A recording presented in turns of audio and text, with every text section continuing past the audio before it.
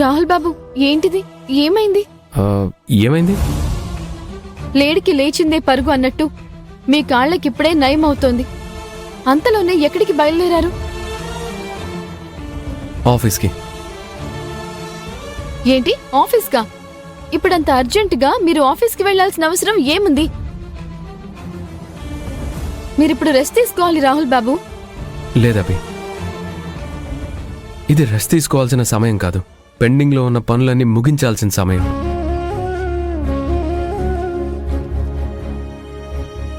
ఇప్పుడు ఆఫీస్లో అంత పెండింగ్ పనులే ఉన్నాయి.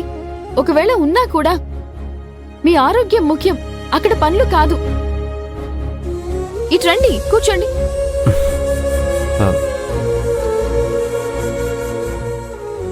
లేదభి, నేను వెళ్ళాలి.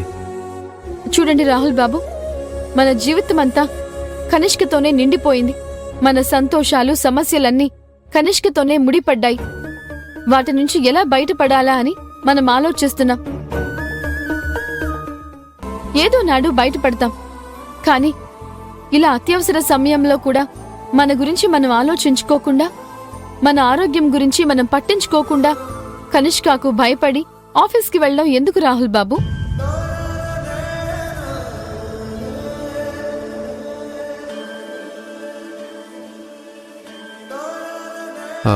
నువ్వు చెప్పింది నిజం అభి. మన సంతోషాలు, సమస్యలన్నీ కనిష్కతోనే ముడిపడిపోయాయి. ఆ ముడి విడిపోవాలి. మన జీవితాలకు ఏర్పడిన అడ్డంకులు చెరిగిపోవాలి. నువ్వన్నట్టు ఆ రోజు అతి త్వరలోనే వస్తుంది. రాహుల్ బాబు, మీరు బానే ఉన్నారు కదా? ఎందుకవి? ఎందుకు అలా అడిగావు? మీ మాటలు కొత్తగా ఉన్నాయి, స్పష్టంగా ఉన్నాయి అనిపిస్తున్నా. అందులో ఇంకేదో అర్థం ఉన్నట్టు అనిపిస్తోంది.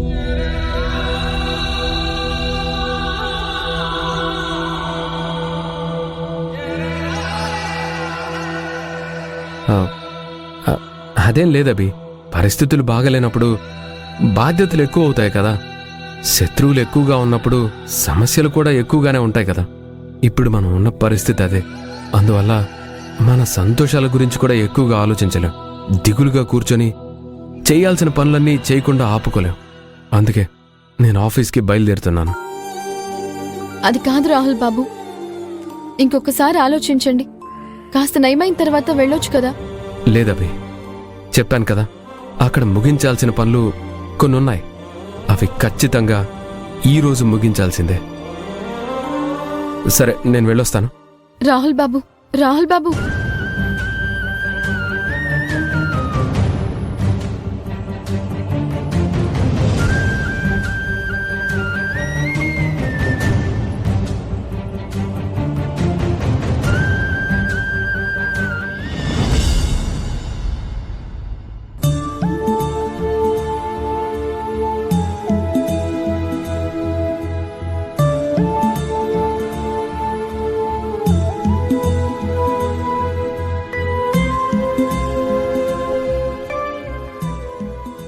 అమ్మ జ్ఞాపకంగా మిగిలిన హారం ఇది. కాస్త డబ్బులున్నప్పుడు దీన్ని మెరుగు చేయించడానికి ఒకసారి ఇవ్వాలి, లేకపోతే మెరుపు తగ్గిపోతుంది.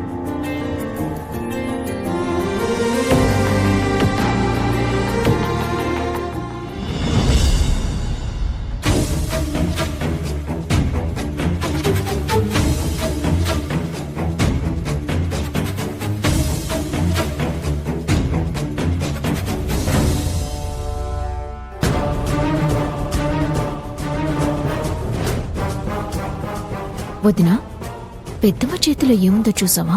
చూస్తున్నా.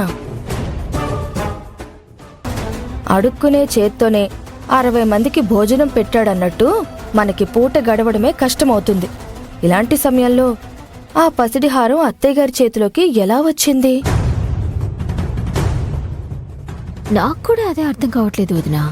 ఇన్ని రోజులు మనం ఇంత దరిద్రంలో బతుకుతున్నా ఆ దరిద్రం తీర్చడానికి ఏనాడు బయటపడని ఆహారం ఇప్పుడెలా బయటపడింది? మనలో మనం ఎన్ని మాట్లాడుకుంటే ఏం సుఖం? నెమ్మదిగా వెళ్ళి